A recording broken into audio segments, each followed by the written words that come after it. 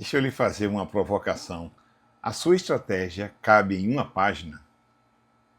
Esse é o desafio. E eu vou mostrar nesse vídeo como o Canvas do Planejamento Estratégico Ágil permite a você resumir a sua estratégia em uma página. Certa vez eu estava em um workshop de estratégia e pedi a um executivo para me mostrar a estratégia dele. Ele tinha vindo participar do workshop porque exatamente ele não estava conseguindo sintetizar e tornar clara a estratégia para a equipe dele. Então eu pedi para ele compartilhar. E aí ele abriu um documento de 80 páginas. E eu disse assim: você não consegue resumir isso de uma maneira muito prática, clara e objetiva? E ele disse: não, porque tem o aspecto A, tem a estratégia, tem a visão, e tem o futuro, e tem os pontos fortes e fracos, e a gente vai precisar fazer os projetos estratégicos. Então, assim, sabe, ele mesmo não conseguia sintetizar. E aí nós fizemos um exercício. Eu disse: olha, você vai fazer essa estratégia caber em uma página, ou duas páginas, né, se for o caso, mas em um documento bem sintético. Pois olha, ele conseguiu. E essa pessoa ficou tão maravilhada que ele disse assim: olha, quando você falou, né, do tal do planejamento estratégico ágil, Kleber, que a gente ia conseguir fazer a estratégia em duas páginas, eu juro para você, eu não acreditei naquilo, eu duvidei de você, mas agora eu fico muito à vontade para dizer, eu acredito. E aí eu brinquei com ele, né? Você está parecendo São Tomé, né, que só acredita vendo.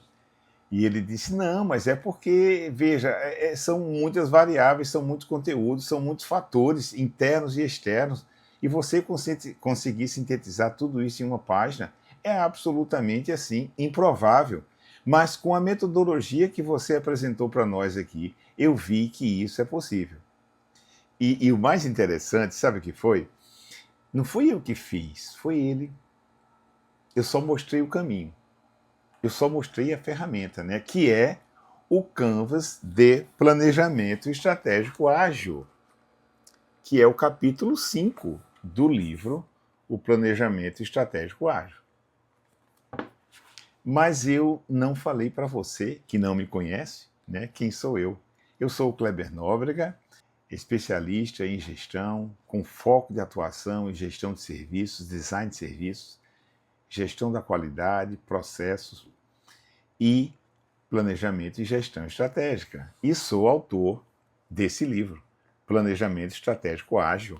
E essa rodada de vídeos, essa temporada de vídeos que eu estou fazendo aqui nesse momento tem a ver exatamente com esse livro aqui, Planejamento Estratégico Ágil, do qual a gente vai falar do capítulo 5, Canvas, né? O Canvas do Planejamento Estratégico Ágil. E olha só, o que é Canvas? Tem muita gente que acha que Canvas é o Canvas do Business Model Process, né? Business Model Canvas, o BMC e etc. Porque aquela ferramenta maravilhosa do modelo de negócios utilizando o Canvas, ela ficou tão conhecida no mundo inteiro que ele passou a ser sinônimo de Canvas. E Canvas não é isso. Canvas, na verdade, é uma ferramenta, é um diagrama. Deixa eu mostrar aqui para você rapidamente. Isso aqui é o Canvas, ó, do Planejamento Estratégico Ágil. Está na página 55 do livro. Então é um esquema gráfico. E qual é a grande vantagem de um Canvas como esse daqui? Ele sintetiza. E para você fazer, você tem que tornar objetivo.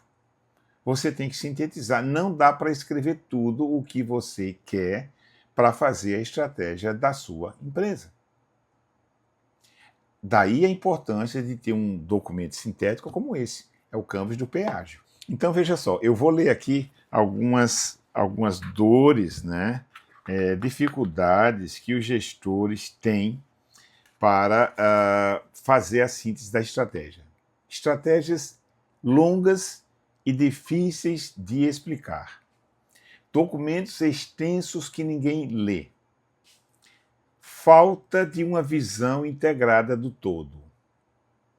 Equipes que executam a estratégia sem entender a lógica. E planejamento que não viram a conversa estratégica. Se você não consegue explicar sua estratégia em poucos minutos, ela não está clara. Se você não consegue explicar sua estratégia em poucos minutos, ela não está clara nem para você, muito menos para o seu time de gestores com quem você vai compartilhar e fazer acontecer a estratégia. Daí a necessidade de objetividade, de simplicidade, de clareza e de um compartilhamento de maneira que as pessoas entendam de fato o que é aquilo. E sempre no livro eu falo, é um livro musical, né? Aqui eu cito o seguinte trecho de música, do Gonzaguinha. Ontem um menino que brincava me falou que hoje é semente do amanhã. Ontem um menino que brincava me falou que hoje é semente do amanhã. É da música Sementes do Amanhã, de Gonzaguinha. O que isso aqui tem a ver com estratégia? Hoje é semente do amanhã. Olha, não tem mais aquela história de fazer planejamento de longo prazo, planejamento de 5, 10 anos que se fazia um tempo atrás. As coisas hoje mudam com muita velocidade. Você precisa ter agilidade, flexibilidade. Tempo de resposta é uma das características principais hoje para as organizações. Às vezes você precisa tomar uma mudança estratégica de um dia para o outro. É só lembrar quem viveu 15 de março de 2020, quando foi decretada a questão da pandemia, né? A pandemia foi assumida no Brasil e veio uma mudança simplesmente de fecha as portas. De um dia para o outro, você passou a ter que ter mudanças estratégicas. Então, veja só, o canvas da estratégia, a figura, ele tem 3 regiões: conscientização, ativação e transformação. Está aqui, ó. Conscientização aqui embaixo, ativação e a transformação. Ninguém muda sem saber por quê. Ninguém muda sem saber para quê. E ninguém muda sem saber o quê. Então, saber o porquê é a conscientização, são conceitos e princípios. Na região ali da aceitação estratégica ali na região de conscientização, tem 2 coisas em conscientização. Primeiro, eu preciso mudar. A consciência de que precisa mudar. A gente chama isso de aceitação estratégica. E depois, a identidade organizacional. No vídeo anterior, eu falei de maneira das 6 grandes etapas da jornada estratégica, né, trouxe para você, aconselho que depois que você tiver visto aqui esse vídeo, vê lá, né, as 6 etapas da jornada, em algum momento, porque vai ajudar você a compreender melhor aqui esse canvas. Então veja só, na região de aceitação estratégica é a direção, o CEO, os empresários, o dono do negócio, entender que ele precisa fazer planejamento estratégico. E, detalhe, não é para delegar não, tá? Participa. Eu preciso ter um sponsor do processo de planejamento estratégico, que deve ser a pessoa número 1, a pessoa mais responsável pelo futuro, mais interessada, né, no futuro da organização.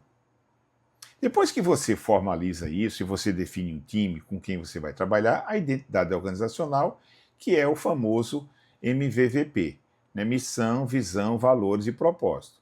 O que a empresa faz, o que a organização faz, por que ela faz aquilo que faz, é o propósito. A missão define o porquê, o propósito define o porquê. Cuidado, tá? Tem muita confusão por aí. Tem muita gente misturando esses conceitos. Valores responde como queremos nos comportar e a visão do futuro responde para onde você quer ir. Então isso está na região da consciência, da conscientização ali embaixo. Aí vem a ativação. A ativação são 4 etapas: análise do passado recente, definição do futuro imediato, a definição de um macro objetivo estratégico e as âncoras estratégicas. O que é o passado recente? Olha, ninguém vai longe, ninguém vai para o futuro sem saber quem é e como está. Responder a pergunta quem é a identidade organizacional. Missão, visão, valores e propósito. Responder onde está é como é que eu estou hoje. Então você olha o passado recente, não olha 3 anos para trás não, tá? Olha um ano, passado recente, e aí você vai ver o seguinte, o que que me trouxe até aqui? Quais foram as principais forças que nos trouxeram e que fazem o nosso negócio se sustentar? Quais são as oportunidades que a gente aproveitou no passado e também as que a gente não aproveitou? Quais são, dá uma olhadinha nas coisas negativas também, tá? Quais são os pontos fracos, o que está incomodando muito que a gente precisa resolver e quais são as ameaças externas, ou que vieram recentemente, ou que estão aí e talvez até que estejam um pouco mais para frente também. Mas a ideia é de olhar o passado recente para depois de olhar o futuro imediato. Para o futuro imediato, você vai se concentrar naquilo que é positivo.